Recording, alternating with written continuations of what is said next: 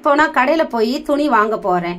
இதை இன்ச்சஸில் வாங்கணுமா அல்லது மீட்டரில் கன்வெர்ட் பண்ணி தருவாங்க. நான் அதை எப்படி இன்ச்சஸில் எடுக்கிறது பார்த்துக்கிடுது அப்படின்னு சொன்னால், இப்போ நமக்கு டேப்பில் பாருங்கள், பின் சைடில் சின்ன சின்ன பக்கம் பக்கமாக இருக்கும் பாருங்கள். இதுதான் நமக்கு சென்டிமீட்டர்.